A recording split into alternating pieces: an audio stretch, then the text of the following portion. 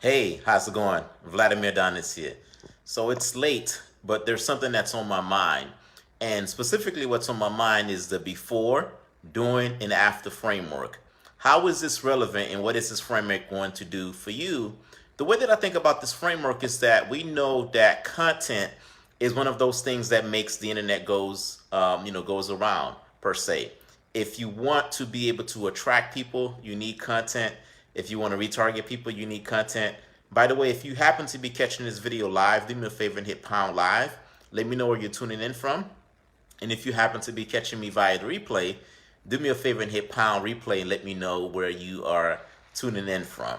So content is something that is needed. If you're in business at all, right? You're on Facebook or whatever platform you are on, you know that one of the things that you need is to create content.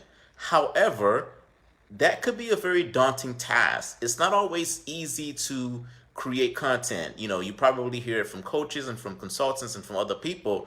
They say, hey, create content, create content, create content. But it's not always easy. And for me, it's not always easy for me, as well, which is why one of the things that I always think about is I always think about, okay, from a framework standpoint, what can I do to make things just that much more easier for myself and for the people that I communicate with? And what frameworks can I deploy to make things just that much more simpler? And, one of the frameworks that I was just thinking about not so long ago is a framework that's called the before, during, and the after. It's a framework that you can use to go ahead and create content so that people can go ahead and make the micro connections and or micro commitments, with you. And just a little bit of a story as to how I learned this framework and or how it came to be per se. I don't know. This had to happen maybe about 10 years ago. I was working in the financial aid office and I was managing the financial aid office.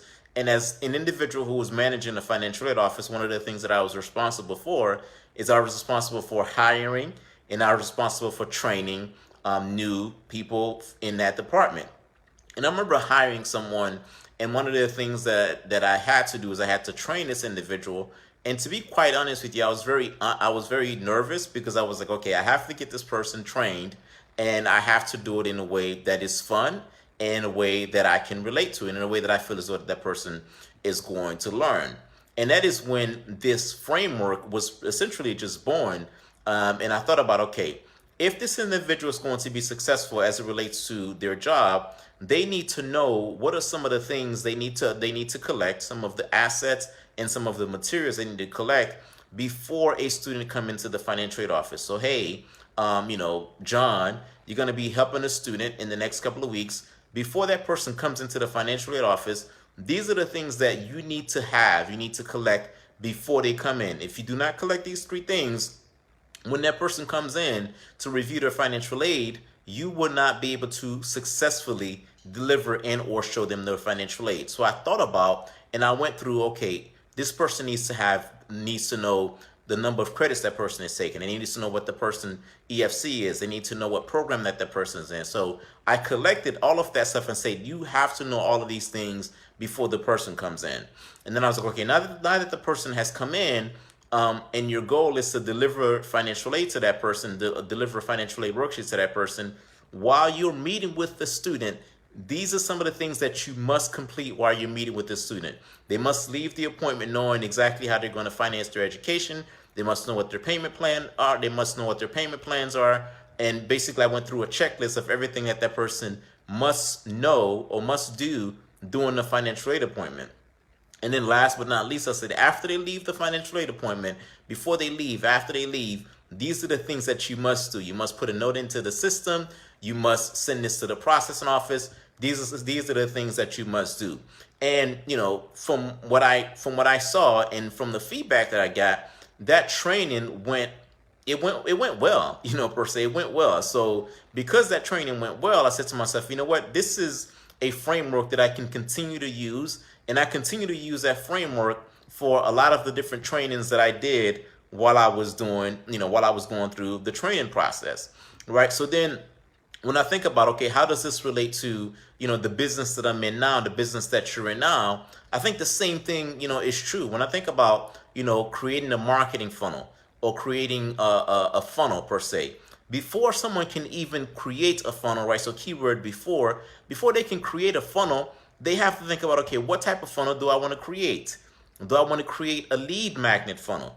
If I'm going to create a lead magnet funnel, well, I have to have a lead magnet, right? I have to create a lead magnet. So I have to create, lead magnet content before I can go ahead and create the actual funnel, right? So now that I have the ad sets, I have the content, I know exactly what I'm going to say in the funnel, I have the lead magnet itself. The next thing is, while I'm creating the funnel, what type of funnel am I going to create, right? And what are some of the things that I need to have in place for the funnel?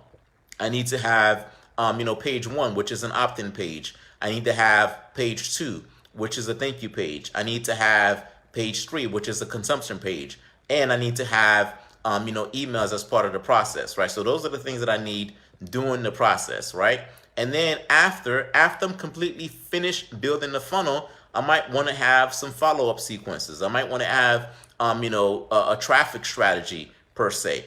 So as you can see, if you think about the individuals that desire to do business with you and or the people that you're trying to attract, think about some of the things that they need before, during, and after. This is true for cooking as well. I do not know how to cook, by the way, but I'm going to use that same analogy, right? Before you can go out and cook, I see, people going out and they're about to cook something, they have to get some ingredients, right? So they have to have the proper ingredients. Without the proper ingredients, they would not be able to properly make a meal.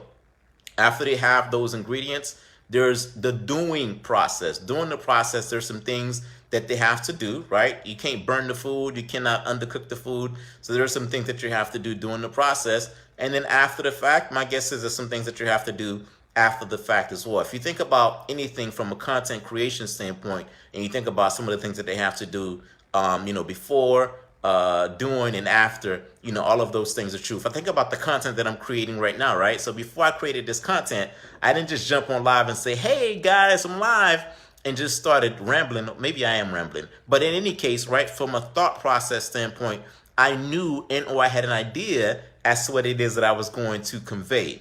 While I'm doing this interview, while I'm doing this live, right, there's some things that I say, you know what, I want to maybe make a call to action. I want to say, hey, if you need help with marketing and or lead generation, send me a direct message with the word, lead generation.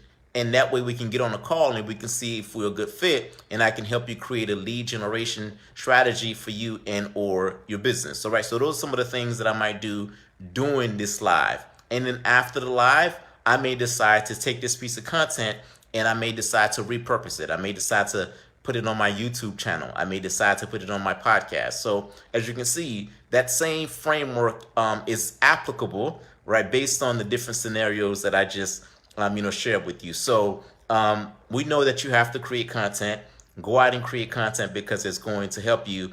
If you need help, right, with creating content, if you need help with creating a marketing process so that way you can attract the right individual, depending on where you're consuming this content from, you can send me a direct message with the word lead generation, and we can have a conversation to see if we're a good fit for each other.